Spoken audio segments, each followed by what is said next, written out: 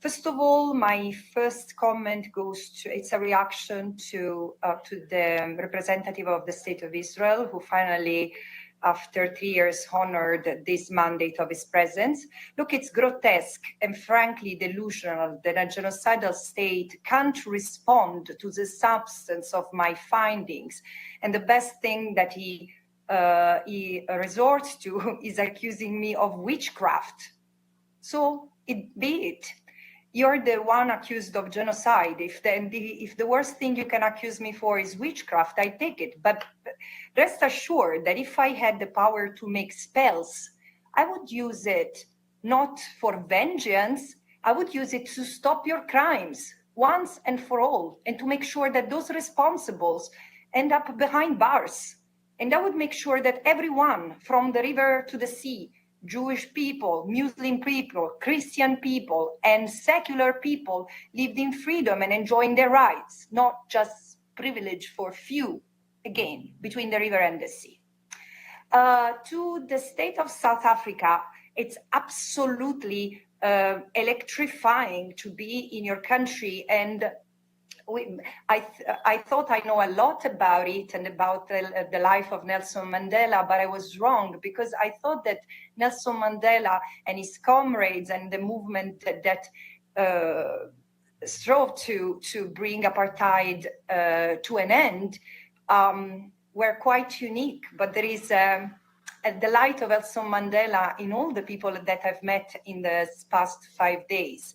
Concerning your question, if there are narratives that have been particularly effective in dehumanizing the Palestinians, absolutely. Look at how anti-Semitism and terrorism have been used, not only to dehumanize the Palestinians, but also to silence any legitimate criticism of Israel. I mean, no one cares about Israel's religions, frankly. I just want Israel to comply with international law, like anyone else in the international community, including the Commission of Inquiry, Amnesty International, Human Rights Watch, all the dozens and dozens of organizations who have documented Israel's war crimes, crimes against humanity, and genocide. And by the way, Israel is the one who today appears before 2 international tribunals accused of genocide, war crimes, and crimes against humanity.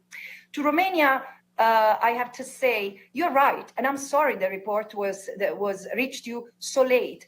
And I would have used the summertime at my disposal to work on the report. Had the member states of the United Nations and the organization itself been more effective in helping me protect myself and my family from the continuous smears and attacks, including through the sanctions that have been illegitimately imposed on me.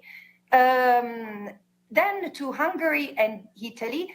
Hungary is wrong. It's not true that I've not condemned Hamas. Of course I've condemned Hamas. Of course, surely not in this report, but I've not condemned Israel for its crimes against the Palestinians in 2008, 2009, 2012, etc., etc.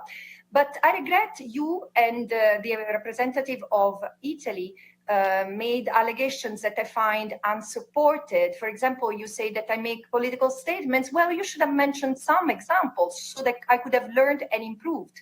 Otherwise, both of you seem reciting the talking points of the Israeli ambassador.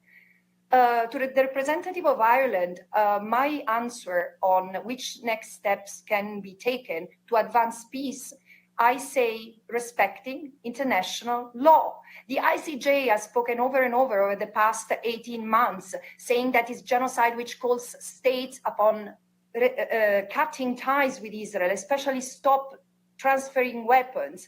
And then the only roadmap to peace is about ending the root causes of violence, ending the occupation, now ending and remedying the genocide, and then ending apartheid. I don't see that there is another way forward. And this leads me to the next question that has been raised by many, including the criticism from South Africa. Yes, it's true that I've not given much space to the political initiatives and the humanitarian initiatives that you and others have taken, because in my view, they are not what is needed to take the Palestinians out of the genocide, out of the apartheid, out of the unlawful occupation. Many of you continue to treat Palestine as a humanitarian crisis to manage in perpetuity, and I stand firmly against it in the name of justice and human rights. As simple as that. A member state, including Saudi Arabia, may want to use their influence to make sure that, as the ICJ has requested, Israel withdraws the troops, dismantle the settlements, and then stops using Palestinian resources, allowing also for reparations. This is what is to be done.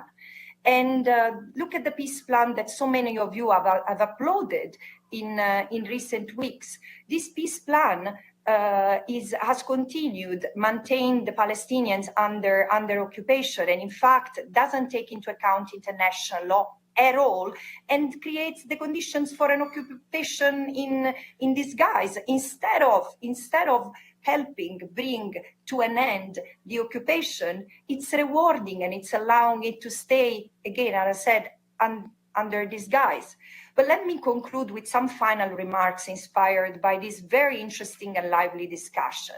We must be honest about what we are confronting. What Israel has built is not at all exceptional. It's the colonial order continued and refined. This is racial domination and dispossession updated for our century and enforced with the weapons and technologies of this century. And South Africa demonstrates that what seems today invincible can in fact be broken when law, will, and courage align, and even in the strongest walls fall. And in this darkness, millions are resisting. Sparks of hope. Shame on those calling themselves liberal democracies failing to restrain the powers of their police that try to silence conscience, or to support the hundreds of citizens from all over the world who continue to risk their life in the forms of a flotilla or global march, breaking the genocide instead of anticipating that breaking the siege and stopping the genocide is an obligation that is upon member states.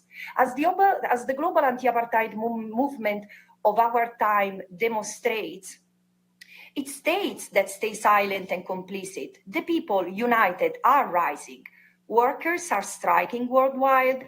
The BDS is gaining new momentum with more consumers boycotting strategically, businesses divesting, and institutions from banks to universities slowly but steadily correcting their practices. The question is no longer if Israel's apartheid and the global system of complicity that supports it will end. It matters when and how.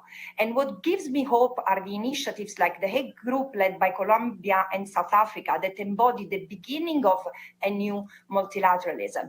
Look, in conclusion, for the younger generation, the genocide of the Palestinians is memory in the making, shaping their sense of self in the global order.